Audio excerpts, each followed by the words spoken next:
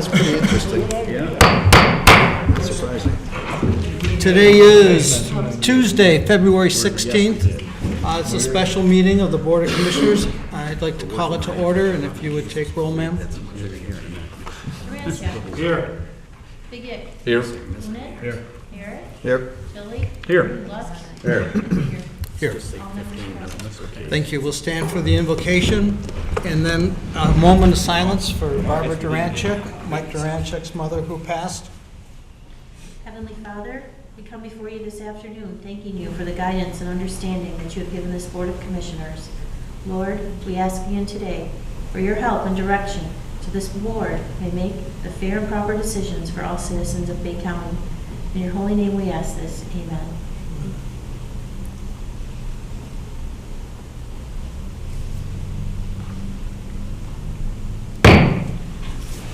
I pledge allegiance to the flag of the United States of America and to the republic for which it stands, one nation, under God, indivisible, with liberty and justice for all. Thank you. At this time, if there's anyone that wishes to address the board under public input, now would be the time. Seeing that we are good to go, we'll move into items of consideration. Commissioner Lutz. Thank you, Mr. Chairman. Today we'd like to bring before you Resolution 2016-47, which is the Rapid Financial Solutions Prepaid Debit Inmate Relief Program Agent Agreement for the Sheriff Department. I move that resolution. Support. Any discussion on it? With none, all those in favor signal by saying aye. Aye. Opposed? Motion carries. Next, I bring Resolution 2016-56, which is the reorganization and consolidation of responsibilities of the Department of Public Defender and Corporate Counsel from the County Executive.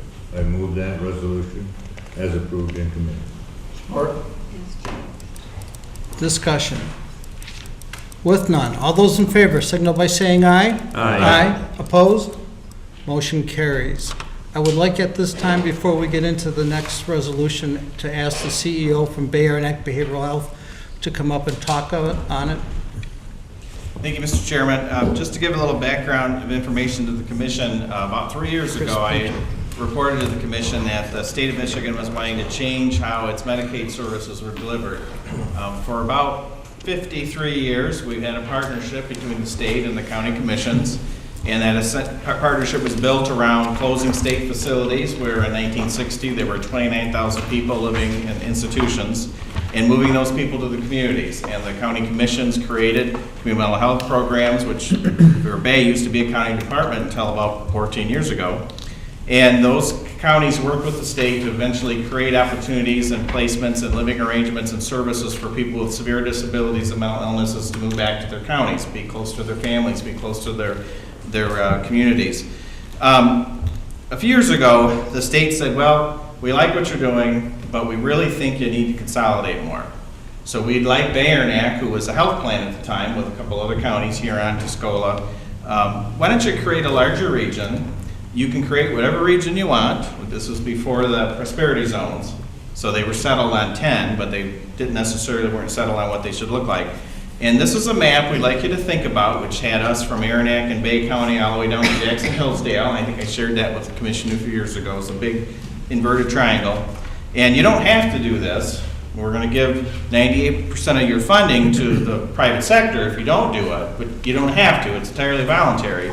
But we would like you to think about it, and we really would like you to think about this map, but you don't have to do that map, but we really would like you to think about that. So we talked to the commissions and Aranac and Bay and said what we were thinking about doing, making sure there was no opposition or concerns, because ultimately the Bay Commission is our governing body. Even though our mental health board is allowed under the law to create this entity, we weren't going to do that in a vacuum of our commissions. So we did do that. 11 other county mental health programs partnered with us. We formed a new region under the law. We pooled all of our Medicaid resources. I had talked to the commission about my concerns that when this started, that unbeknownst to us at the time, Bay County was the gated community of this new region because we actually had a little bit better Medicaid rates than everybody else. Again, at the time, we weren't aware that we were the gated community, but it turned out that we were. So I negotiated over time with our new partners a strategy where I could reduce some of my expenses based on reduced revenue coming in, but without cutting any of my community services. And since they were all also community mental health programs, it made sense they had an investment in us succeeding through this change just as they did. So I can report that very good news. The Medicaid rates in Michigan, the governor's office has increased those for the poorer regions, which we were one of them. So that's went up. Our general fund, which was drastically reduced for health in Michigan a few years ago, actually had a slight restoration last year. And our region is financially very healthy. We have a full risk reserve. We have a full amount of carry forward. So that's taken a lot of financial pressure off of Bay Aranac because we have now partners who have money versus partners who don't have money and would like our money. So all those things have been very smooth. So I should have known that something out of the blue would happen because everything was going well. And being raised Catholic, that's usually a sign that there's a problem. So sure enough, when the governor's budget came out last week, a month after I had sent him a letter shared with our board, communicating all the positive changes they were doing to support community mental health, they sent out a budget that says we're going to take your money and give it to the health plans. I was surprised. At first I thought, well, what the hell? I haven't heard anything, and excuse my language, Mr. Chairman. I hadn't heard anything like that, anything remotely like that. Why would they be increasing the Medicaid rates? Why would they be giving us more GF? Why would they be doing any of these things if they wanted us to fail? You'd think they wouldn't address these long-standing problems. So I get the executive budget, I read it, and I sat down and I thought, okay, there's different ways to address this. Let's address it straightforward. If the state takes 98% of my funding and gives it to private entities who have no connection to our communities, either through our commission or to our consumers and families, they've essentially severed the public's role in the safety net. Just think of it as sheriff protection. You guys raise millages, you have for county operations, for sheriff operations. What would happen if all the money for the sheriff went to Blue Cross Blue Shield, and they would let you know when they wanted sheriff protection and for the things they would want? Do you think the public safety net would reflect the needs and the will of the local community, or would it reflect the needs and the will of the person who's got 98% of your money? That's essentially what we're facing. We were very surprised. I'm very disappointed because, again, I've tried to point out where the administration has made changes that have been positive for our communities, but I don't believe, I believe that the analogy I used with Mr. Krieger was that this is an example of the state and county as a partnership for mental health services. The state has gotten up and walked away. Do we continue to sit at the table, or do we try to fight back? And I thought the best way to fight back is to ask our commissions to consider opposing this change, because this ultimately fundamentally alters that 53-year relationship between the county and the state for community mental health services. Questions, Commissioner Coonan? Thank you, Commissioner Krieger. Chris, for a minute there, I thought you were Donald Trump when you were swearing. Sorry about that. Sorry about that. Just kidding, but I like that. I like the fire in people. So 98% they want to give to the Blue Cross or to some private Yes. plan. I never sat on that board. How the funding was coming in, how were we providing the services that we needed to provide to people right now versus 98% of it going to the private? How is that being done? Well, right now, the regional entity that we created has board members appointed by the Bay Aranac Mental Health Board, and there's also a advisory council of consumers appointed by the Bay Aranac Mental Health Board, and there's an advisory council for substance abuse funding that's actually appointed by the commission. The Bay County Commission has a representative there. So indirectly, if the region we have begins to move away from its mission focus or started moving away from serving the 21 counties in our region, the commissions of those 21 counties have appointment authority of the community mental health programs, and they can dissolve their community mental health programs. So there's ultimately a check and balance to the local community, which is why I always have, even with with, I'm gonna just be honest here, not everybody in Bay County probably is wonderfully happy with all the mental health services they get from me. But every one of them can go to the commission or my board and say, I don't like what they're doing, you do something about it. That's what's gone when 98% of the money goes to a private entity. And then you have less control over what they charge for services, so therefore down the road, you could have fewer services to the public. It'll reflect what that private entity wants to pay for. It won't reflect what the community needs or what our consumers and families need. It'll reflect what the private entity's interests are, which will be for-profit, cost avoidance, cost reduction. And through the rest of the groups that have all organized, whether there's 10 or whatever, is this the same thought that they all have as well? Yes. And it's just, I'm not a big fan in letting the private sector control something so intrinsically valuable as healthcare or water, or you look like what's going down in Flint, I think the mission of elected officials, public officials, their primary mission is public health. So That's right. with what took place in Flint, and, some folks think that government is not good and the private sector can run it better. Well, Flint's a great example of that. So being that I've never sat on your board and I appreciate the information, I definitely will support this. Very good. Commissioner Tilley. Yeah, you go back to the last few fiascos that this leadership in the state of Michigan, the roads they've taken in Aramark and privatizing our prisons and expanding charter schools, bringing in EFMs to make streamline processes to make it cheaper to run things. Government has a responsibility to take care of the welfare of the people of the state of Michigan. The private sector does not. They're driven by profit, and they're simply going to provide services at the cheapest rates possible and will service fewer people with quality health care, with mental health care in this case, going forward. I think it's an atrocity. I think what the lessons that will be learned from Flint is that they'll understand, those that have not understand government or don't have degrees into government like some of us have, that the social institution of government is different than the private sector, and it provides a different service and serves a different need in our communities. And it's just sad to see another grasp at another entity in the public sector that provides quality services to, in fact, are well short of the funds needed to provide the quality services that are needed in mental health in this country, in the state and country.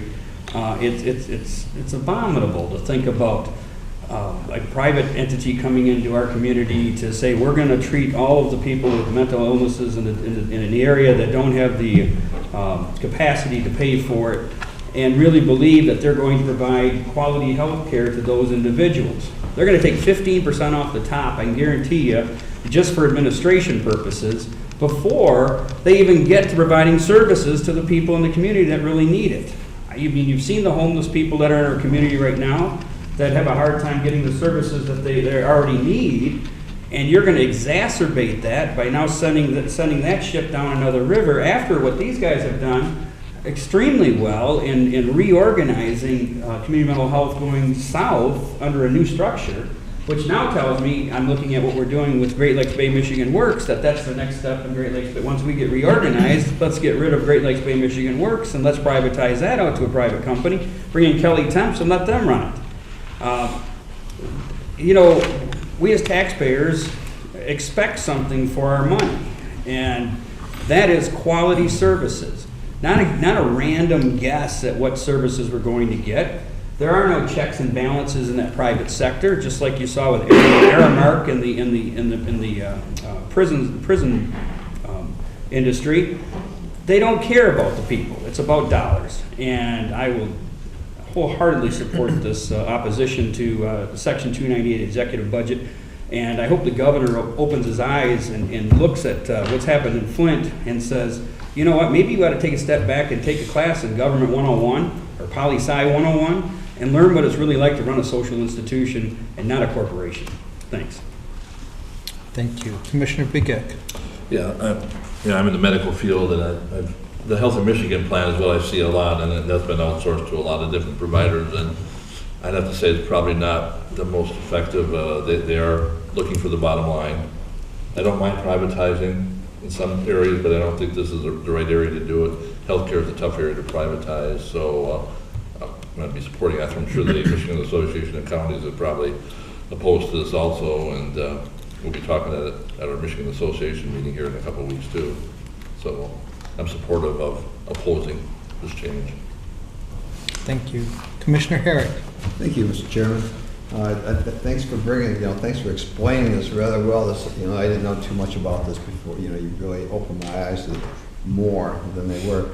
And I'm sure that you, in your dealings in the last few weeks, you probably haven't talked to have you talked to anybody that thinks this is a good idea? I mean, I can't believe anybody would, but nothing surprises me. But I mean, even in our region, I would think that everyone you've talked to has been supportive of opposition to this bill, and it doesn't matter what the makeup or boards are or counties. They all, anybody who deals with mental health has to feel the same way if they're doing their job properly, I would think. Is that what you say? That's pretty true. I think 3 years ago the sense was that there was no way that Bay Area Mental Health would be able to work with, let's say, Saginaw County Mental Health Authority because of the years of geographic battles over transportation funding, substance abuse funding. So I think there was a little bit of cynicism that, well, those CMHs will never work together. It'll be a fiasco. Unfortunately, it's went the other way. People have seen some uniformity and purpose in preserving the safety net that's accountable locally.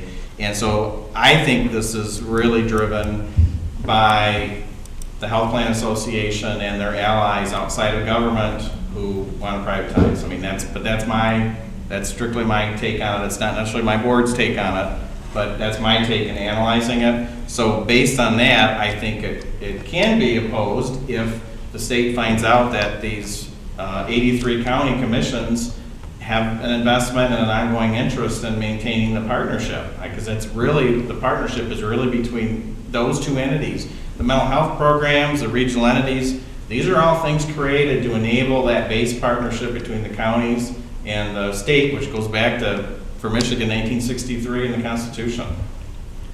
Thank you. Any other discussion? Chris, I want to say thank you for coming in and explaining it in a way that we could all understand it. What I'd like you to do, if you would, we'll be done here in a short. There's a gentleman that came in from WSGW, and I'd like you to spend the time to maybe give them some information that we can put out so that the citizens of the area understand what this resolution is that we're going to pass. Okay. And I'm sure Deanne will get this out to the legislative body so they understand that Bay County is not in support of this direction that the state wants to go. Absolutely. Thank Okay, you. thank you. With no further discussion, all those in favor, whoops, I'm sorry, Mikey, you need to move the resolution. I'm ahead of the game. Thank you, Mr. Chairman. I'd like to bring Resolution 2016-59 before the Commission today, opposing the opposition to Section 298 of the Executive Budget proposed for fiscal year 2017. Support. Any other discussion? With none, all those in favor signal by saying aye. Aye. Opposed? Motion carries. And that's all the business I have to bring before the Commission. Thank you, Commissioner Lutz. We'll move into unfinished business, if there is any. New business, miscellaneous, announcements. We have no need for closed session. So, Mikey? Is always in order. Very good. We are adjourned. Back in the early